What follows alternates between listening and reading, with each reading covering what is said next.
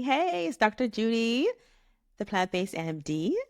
I am a coach, a speaker, and a YouTuber now.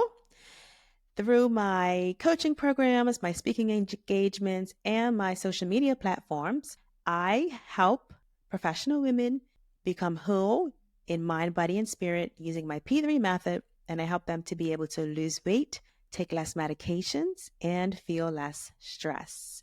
The P3 method stands for plants, prayer, and peace. I'll have my website below, which outlines more details about that and the programs that I offer.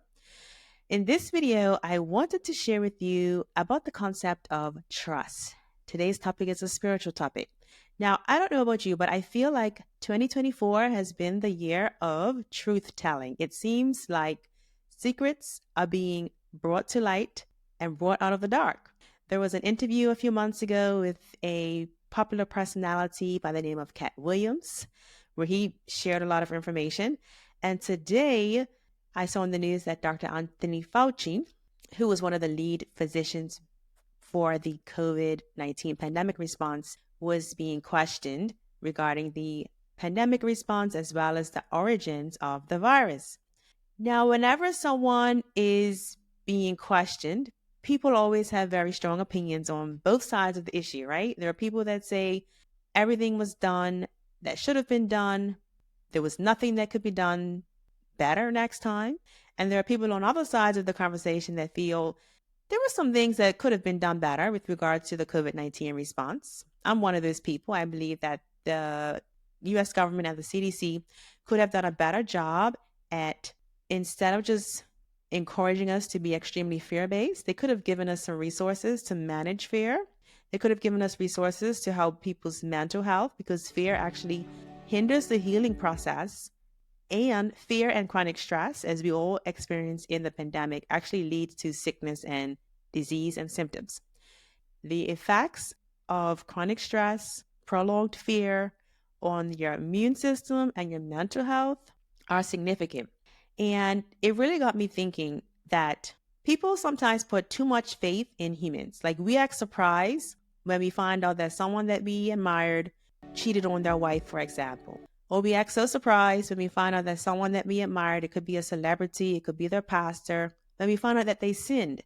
But being the deep thinker that I am, I never see things from the surface level. And it's been very interesting to me to see how people will defend another human being or be surprised when someone that they admire, it comes out in the news that they lied or that they stole something or that they cheated on their wife. People always act surprised. And I wonder, do people have that same level of trust in God that we do in people? And I honestly really don't think that many people do. When you fully trust God, what this looks like is a blind trust. It's like when He speaks to you and tells you to move, you do it without any questions. You don't even know step 2. He's just told you step 1. And like Abraham, you're like, I will go. I will go where you send me. And that's the level that I want to be on, like, all the time. So the Bible actually does contain a few warnings about putting all of our trust in human beings and earthly powers. Our human leaders will fail us because we're all sinful. People in our family may fail us and disappoint us and break our trust. This is a natural part of being in a sinful world. In Psalms 118, verse 8-9, it says, "It is better to take refuge in the Lord than to trust in humans. It is better to take refuge in the Lord than to trust in princes." So my question is, where do you put your trust? Where is your faith? Is your faith in your partner more than it is in God? Do you trust your parents more than you trust God? And I think it's really important to really just have an honest assessment of this and say, do I have a close relationship with God?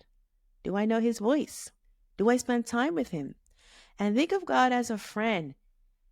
He wants to get to know us closely and intimately. And that's how you develop trust. It's hard to trust someone that you don't know, that you don't spend time with, right? If you think of a friend, you only see them once a month, once every other month. It's kind of hard to develop trust in that person.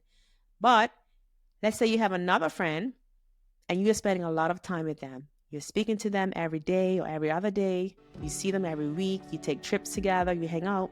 you're more likely to develop a deeper sense of trust with that person who you're spending more time with. So that's the same way that our relationship with God is. The more time that we spend with God alone, intimate time in quiet, meditation, meditating on His Word, meditating on the Bible, being still and listening to His voice, the closer our relationship becomes with Him. The more we can hear His voice, the more we can trust Him. And over time, our relationship gets stronger and stronger and stronger. And I really want that for you, because I have found that having a deep, intimate relationship with God has given me a sense of peace that no one can take away. And part of it may be because I don't have a close, connected family. And so from the time I was a teenager, actually, I had to depend on God for everything, really. And I developed a deep, intimate relationship with God, whereby I know His voice. He tells me what to do. And although I'm disobedient sometimes at first, but eventually I do what He tells me to do. One thing that He was telling me to do was to go to medical school. I didn't really want to go to medical school because I'm more of a naturopathic kind of person, right? But now I see how His plan all comes together. And I'll probably do a video sharing my whole testimony later. But I just wanted to share with you that trusting God comes from spending time with Him. And it's something that's so important that you must take time in your day to schedule time with God. Even if you're busy, I know many of us are too busy, and I think busyness is a tool of the enemy, actually, to take us away from our purpose and to take us away from God. If you don't have at least 15 to 30 minutes every day to spend alone with God, I would challenge you that your day is too busy. Your day is too busy. Okay? I know that may be a tough pill to swallow, but you can meditate on it, pray about it, and see what the Holy Spirit leads you to do. You don't listen to me. Just pray about it. Okay, but I wanted to also share some more scriptures about trusting in man, because this is really something that's very important, because like I say, a lot of people put a lot of trust in people. They get really upset when someone lets them down, when it comes out that they lied, they cheated, they steal. People act surprised, and I'm like, humans are sinful. They're going to sin. So why be surprised when someone sins? Jeremiah 17:5 says, "This is what the Lord says, cursed is the one who trusts in man, who draws strength from mere flesh, and whose heart turns away from the Lord." Proverbs 3:5-6 says, "Trust in the Lord with all your heart, and lean not on your own understanding. In all your ways submit to Him, and He will make your path straight." This verse is one of my favorite verses. This I want to highlight. Trust in the Lord with all your heart. Not part of your heart, not 50%, not 75%, but all of it. And lean not on your own understanding. That means that we should be depending on God for all of the decisions that we make in our life. We should be seeking God's will with regards to everything that we do, whether we get married or not, our choice of a partner, our choice of a career, the city that we decide to live in or relocating in, whether we decide to have children or not. Every single major decision should be something that we go to God and seek His will and get His opinion on.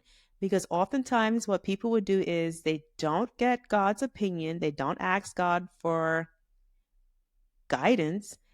And then they're praying for a situation. They're praying for a job. They're praying that this relationship works out. And that may not even be what God has for you. God may actually have something different for you, something better for you. And I know it's scary because it really involves blind faith, trusting without sight. That's what faith is. Trusting and moving without sight. But I assure you, when you truly trust God with every part of your life, you won't even make up ideas and decisions and decide things that you think you should do. You're not even going to be like, I think I should apply for this job. I think I should get this degree. You'll be more like, God, you created me. You know my past, you know my strengths, you know my weaknesses. What did you create me to do on this earth? And God will reveal it to you. I don't think that I'm the only person that God has made very clear what He wants me to do, what gifts He gave me, and how He wants me to use them. God told me 24 years ago exactly what gift He gave me and how He wanted me to use it. And it's just now starting to really manifest. And I think part of the reason why I've always been able to hear God clearly is because I never had a close-knit family. So there was never other people's voices in my mind or telling me different things, that I should do this, that I should do that. I was always very focused.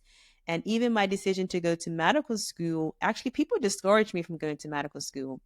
They said that it was too hard, it took too long. And in Bermuda, no one that I knew anyway was pursuing medicine. Everyone was pursuing business, accounting, insurance, and teaching. And so they were like, why don't you do that? It's quicker. You know, you can make good money. It's a good profession. Why would you want to go to medical school? That's what they said. But I knew in my heart that that's what God was telling me to do. And I was not concerned about what people thought about it. I was not concerned about how I was going to pay for it, because God has shown me time and time again that when he ordains you and directs you to do something, you do not need to worry about where the money is going to come from. All you need to do is be obedient and trust him, and he will open doors that you didn't even know existed. You will be just blown away if you trust him. And so many people are holding on to their own vision, their own dream for their life. But I assure you, if you look at my life and you see, the things that God has for you are probably much bigger and better than the ideas and visions that you have for yourself. And so I would encourage you to stop trusting in other people, stop even trusting in yourself too much, and really surrender your heart, mind, and soul over to God and say, God, have me. How do you want me to use my gifts, my talents, and my experiences to further your kingdom, to draw people to you, and to be a better person? I think that's the goal and the purpose of this life, to become more like Christ and to also draw other people to Christ and spread the gospel. All right, so I have a few more points to share.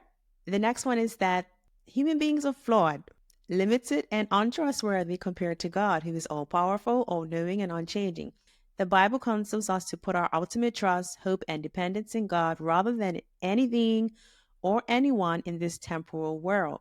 However, it also upholds honoring and obeying legitimate human authorities, such as the government, within their proper jurisdictions, as long as it does not conflict or contradict God's commands. And I think this mindset shift could be helpful in our relationships, because how many times have we been disappointed by someone? Someone has broken our trust. It could be that someone lied to you. It could be that someone was a bit misleading in the information that they gave you. Some of you have even been cheated on by a partner, had someone steal something from you. These are all terrible things that happen. And it really, really is frustrating and hurtful when it happens. And I've had people steal from me. Actually, someone in my family opened up an account in my name, which technically is fraud. They opened up a cable and television and cell phone account in my name, and the bill was coming to me. I found out pretty quickly and got the account closed, so we figured it out.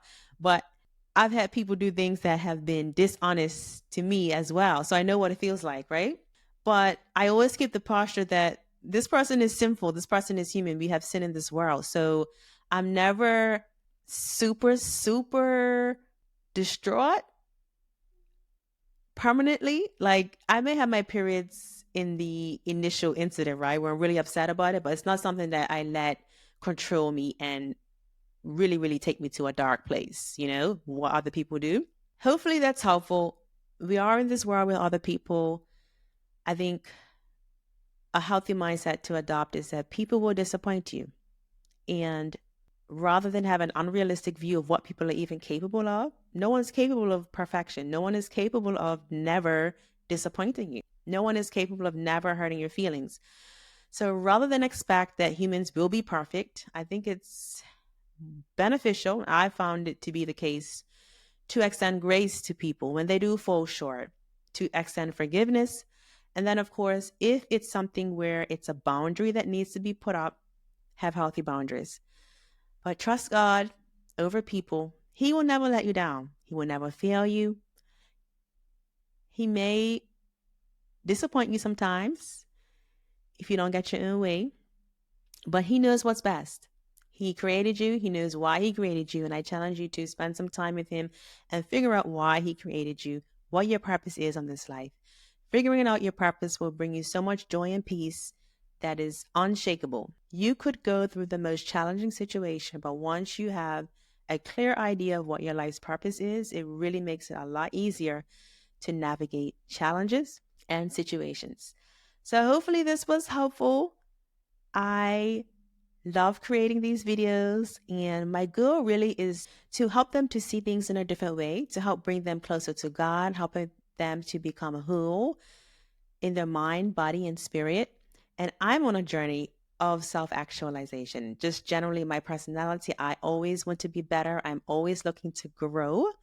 And so my channel is content and information to help you to become a better person, a better human. And if that's something that's interesting to you, I invite you to like, subscribe, stay tuned for the journey.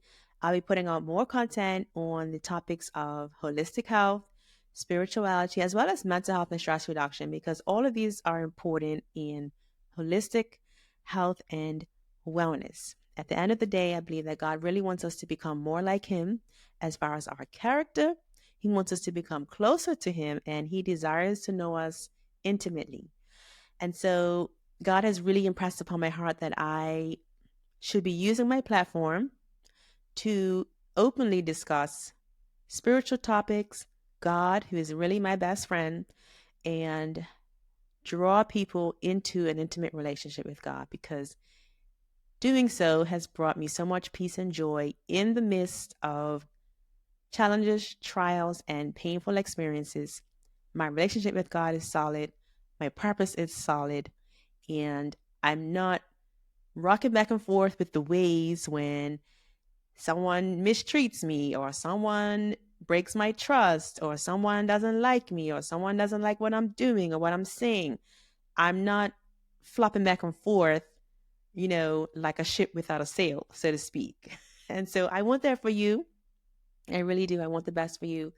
I'm praying for you, and I love you, and I love doing these videos, and I hope that you have a blessed rest of the day. Bye.